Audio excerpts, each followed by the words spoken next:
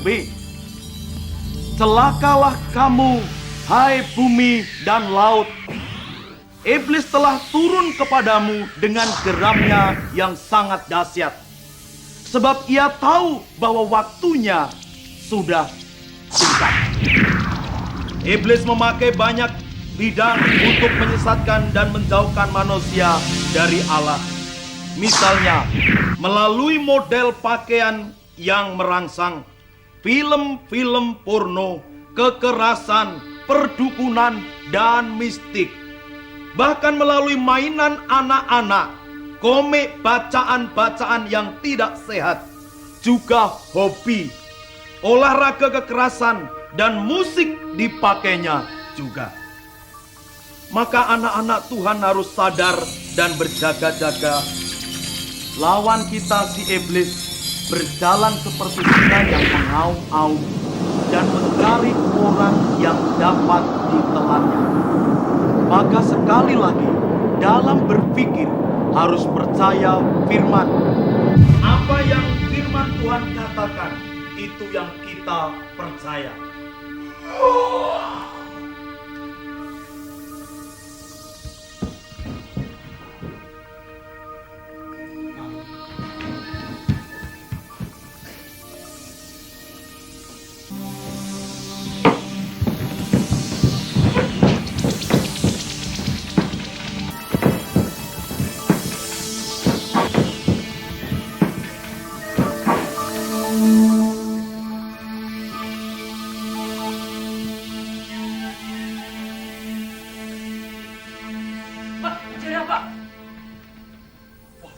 Penyakit yang biasa.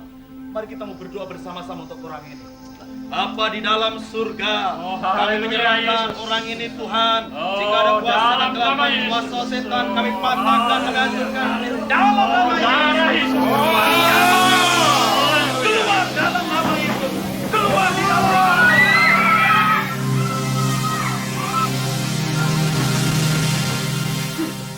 Kakek Sutro, engkau pendeta. Jangan merasa senang dan menang. Tunggu seminggu lagi. Kalau kau bisa mengalahkan ilmuku, aku dan anak buahku ikut kamu. Dan kalau tidak, kamu mati dan perkumpulan ini segera bubarkan. Ayo.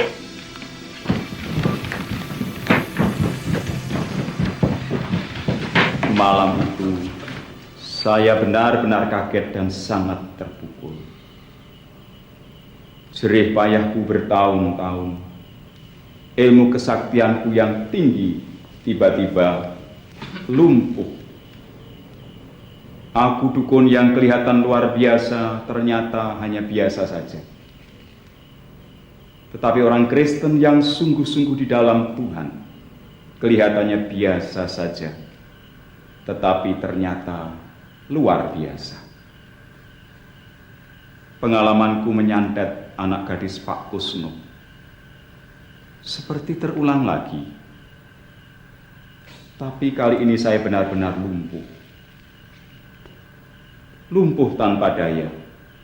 Meskipun demikian, saya masih belum mengakui kekalahan saya. 1 minggu.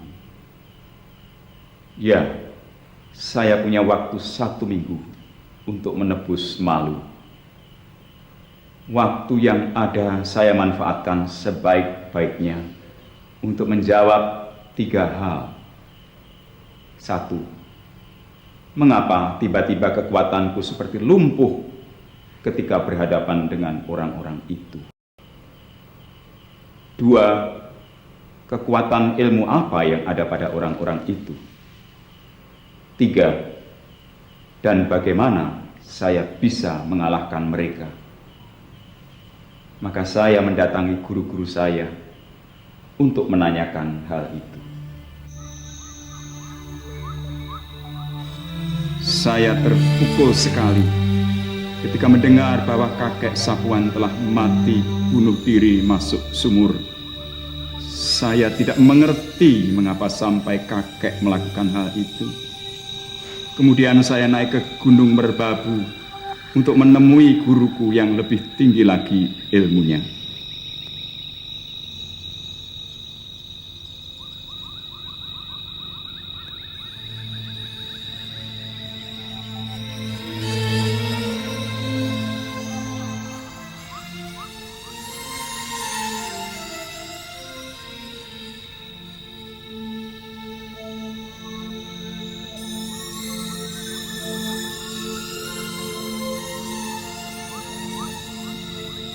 Kowe dari Mbah Sapuan.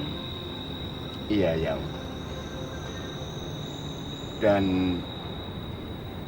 Aku sudah tahu Sapuan telah melakukan apa yang harus ia lakukan. Itulah kewajiban ilmu. Kowe paham itu kan? iya, Yang. Maaf, Yang. Apa yang Aku tahu. Kowe mau bertanya, mengapa aku tampak susah? Ketahuilah, Ji, hari Jumat Kliwon besok, jam 11 malam, aku akan meninggalkan kowe kabeh. Aku akan mati. Eyang, maaf Yang.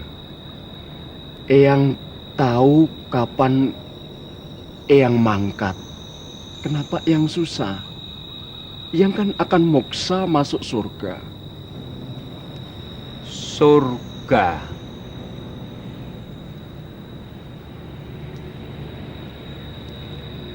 Sejujurnya, Ji, aku tidak yakin bisa masuk ke sana.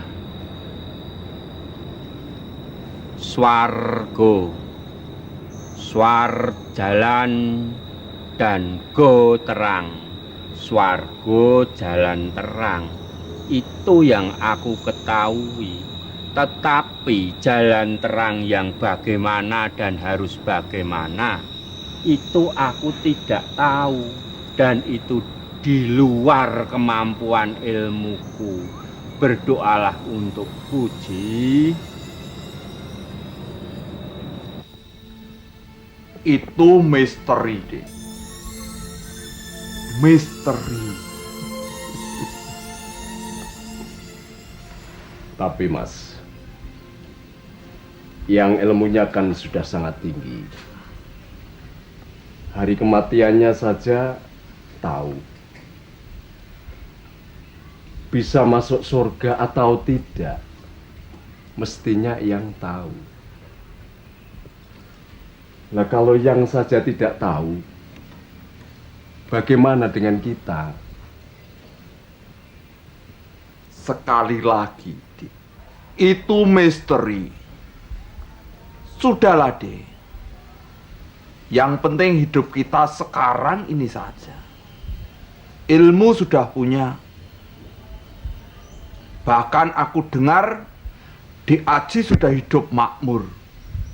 Punya uang banyak, dihormati dan disegani orang. Yang penting sekarang kita berbuat baik dan baik. Saya rasa itu sudah cukup. Mau cari apa lagi tuh, Dik? Sejujurnya saja, Mas, selain aku mengagumi ilmu katik dayan gaib yang memberiku kuasa dan mukjizat, aku ingin jalan terang. Jalan yang mengarahkan aku ke Allah yang sejati. Allah yang benar, penguasa dunia dan surga. Coba Kang Mas pikir. Kita mati-matian mencari kesaktian. Satu sisi kita mendapatkan katik dayan. Tapi di sisi lain, Mas, perasaan kita selalu tidak tenang. Ketakutan. Karena pada suatu ketika akan datang orang yang lebih kuat dan akan mengalahkan kita. Ingat gak Mas, pepatah mengatakan, ilmu yang tinggi, di atasnya masih ada yang lebih tinggi. Di atas langit masih ada langit. maka akhirnya kita terjebak untuk selalu mengguru, selalu mencari yang lebih tinggi lagi, dan lebih tinggi lagi. Sampai kapan kita tidak tahu. Dan ujung-ujungnya kita juga tidak tahu kemana kita setelah mati. Apa tidak konyol, Mas?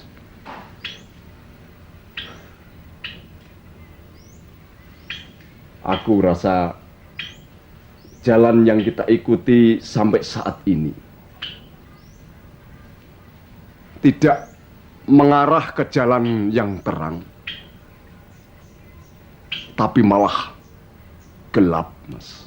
Wah, maaf ya, Dek. Aku tidak bisa menjawabnya. Dek Aji soan saja ke Yang Sepuh. Kita kenal beliau, ilmu dan kebijaksanaannya sudah sempurna dan tidak tertandingi. Dek Aji akan mendapat jawabannya. Tapi ingat, Dek Aji jangan sekali-kali berpikir untuk mengkhianati perguruan kita. Jika Dek Aji berkhianat, berarti berhadapan dengan aku, Ki Parto.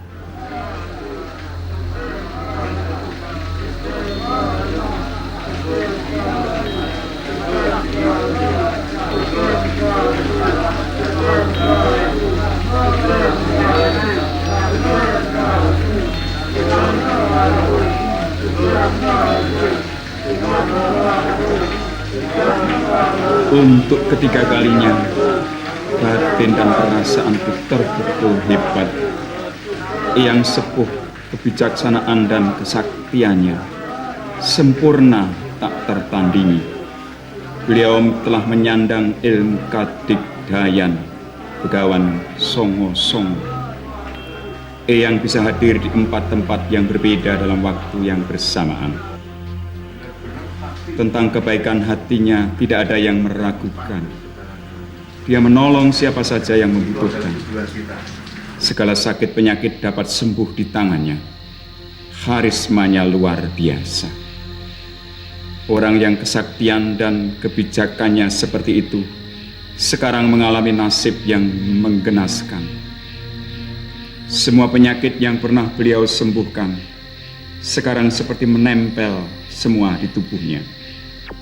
Mengerikan sekali, seperti monster. Didoakan siang malam hampir 1 bulan. Rohnya belum bisa lepas dari tubuhnya.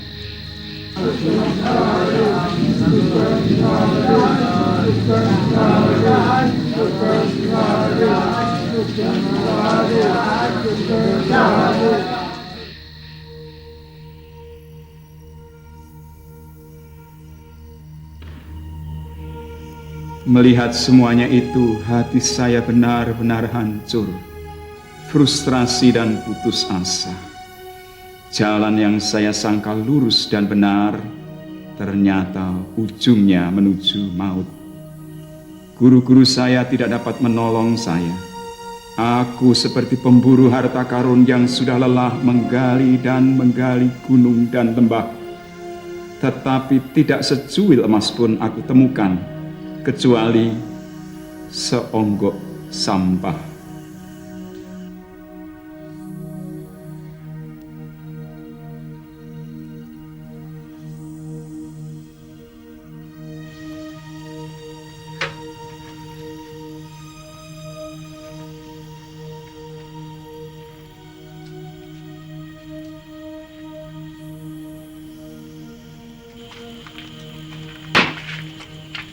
Masih? Masih Pak, mari Pak, silakan Pak. Bikinin godok 1. Godok Pak ya. Maaf Pak, minumnya apa Pak? Apa itu? Teh aja teh. Teh panas Pak ya. Panas manis. Mari Pak, silakan.